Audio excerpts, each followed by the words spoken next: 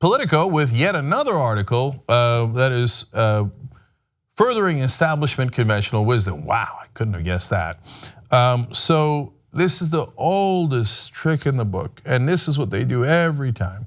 And by they, I don't mean Politico. I've seen this 1,000 times in the establishment press, and they're back at it. So the minute the progressives get any degree of strength or any wins, and now we have the most popular politician in the country on our side, that's Bernie Sanders. They have to rip him down, and they have to say, hey, progressives, don't get any smart ideas. The country is not gonna go in your direction, and the so-called objective media is going to help push out this idea for the Democratic establishment. This is written by Alan Greenblatt. So the title of the piece is, Are Democrats Headed for a McGovern Redux? So this is the conventional wisdom that establishment media puts out all the time. Two things they say that makes no sense and are completely antiquated. All politics is local. Tip O'Neill said that. Oh, congratulations that you remember that quote that everyone else in the world uses. And it's not remotely true. All politics was local when Tip O'Neill said it in the 1970s, when everyone read their local newspapers and there was no internet. All politics is not local now. It is not remotely local. That is just a statement you say because you haven't actually analyzed anything. And then this is what they say when it comes to progressives gaining any strength. Remember McGovern, remember McGovern. Yes, we all know that was 1972. That wasn't 45 years ago. If you do the math, it sounds like it's 45. No, that was 1,000,000 years ago when the country was completely different. But nonetheless, they say the party's presidential nominee, the ultra-liberal Senator George McGovern of South Dakota, went on to lose 49 states in one of the most lopsided victories in American history. Remember that in 1972 when McGovern lost to Nixon? Yes, I know. You remind me every single day, every time that any progressive has any momentum. McGovern, McGovern! 1972, are you kidding? Now look, to be fair to Greenblatt here, he did have one quote that at least acknowledges that it's a different country. He said the white working class cast nearly 3/4 of the vote back in 1972, notes Steve Phillips, founder of Democracy in Color, an organization focused on race and politics. Now it's well below half. So that is one of the things that makes it completely different than 1972. So when Nixon talked about the silent majority, they were in fact a majority. Gee, I wonder if that had something to do with winning all those elections. And in this article and in all these analysis, they never talk about how McGovern botched his vice presidential pick, and then that made a giant difference. So they just say, oh no, he was liberal and people don't like liberals. And so he mentions the demographics. What he doesn't mention is the polling and what the country actually thinks. So don't worry, guys. I have that for you, and I'm gonna share it with you because apparently the establishment press can't look up facts. So I'm gonna help them, okay? So now he goes on to quote people that are part of the older generation of Democrats who are like, oh my God, don't ever run a liberal. So here's Frederick Logval, who apparently is a historian of sorts, still stuck in Vietnam era.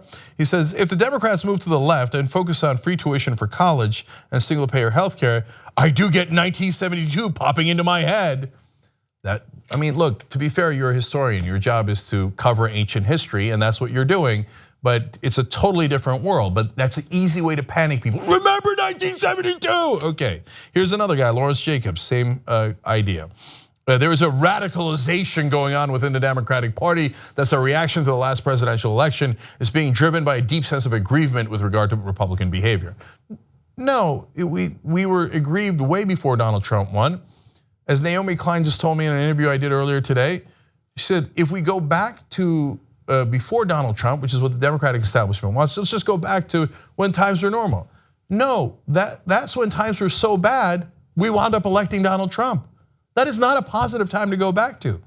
But it's not just based on that, it is about reality that the establishment is in fact rigging the system against the average American. The minimum wage is $7.25 at the federal level. That's insane.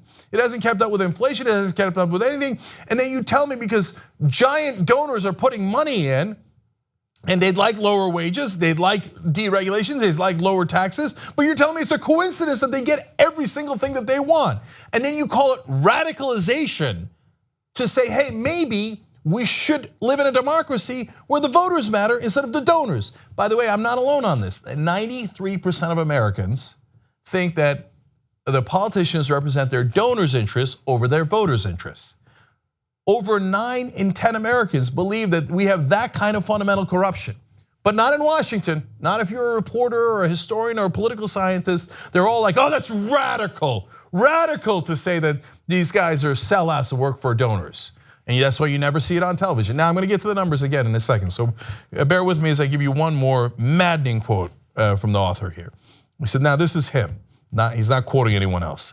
He said, consumed by internecine battles and the idea of opposition, Democrats run the risk of again nominating someone like McGovern who pleases progressives but steers a course too far from the country's center of political gravity to win.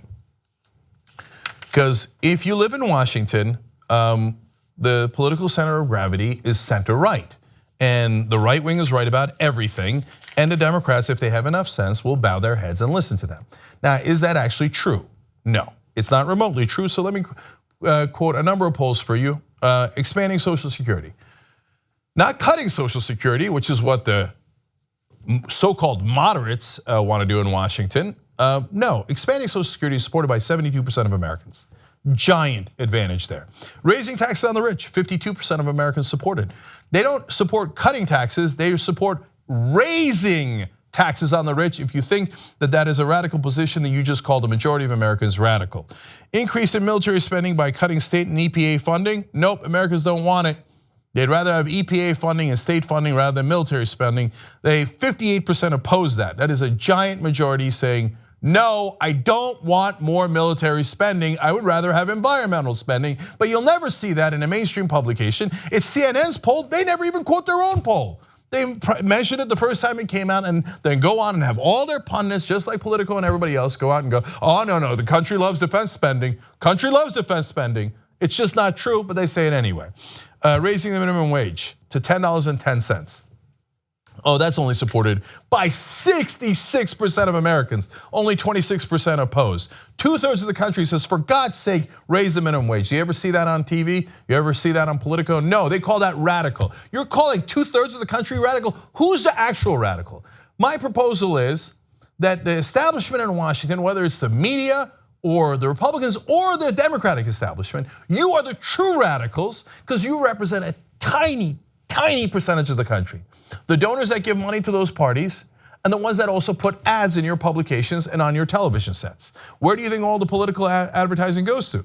It goes to television, cable news, and a lot of these esteemed publications inside of Washington. So they're incentivized to call 2/3 of the country radical, when in reality, they represent that tiny percentage who want tax cuts for the rich, even though the rest of them don't want it. They want more defense contractors, etc. But I'm not done yet with the polls, because we are right and you are wrong, okay? Medicare for all, 60% supported. That's radical? 60% of the country supports it. He just called it radical, said that's not the center of gravity in the country. Well, you're absolutely, positively wrong on the numbers. Okay, immigration reform. 90% support pathway to citizenship according to CNN. Do you get that sense when you turn on TV? Or you read Politico? Gay marriage, 64% supported. Legalizing marijuana, what gets laughed at in Washington, 61% of the country supports it. You are wrong and we are right. Not because we have differing opinions, we are right about where the center of the country is. It's based on numbers, it's based on statistics, it's based on science. And now you will hilariously see the establishment press that are aggrieved by us pointing out facts, turn around and go, polling. Even though they use polling 1,000 times, 10, 100,000 times. And they've yelled at Republicans sometimes that question the polling. They will now turn around and go, polling, you can't trust polling. I mean, you just cherry picking. Cherry picking, I just showed you almost every single issue.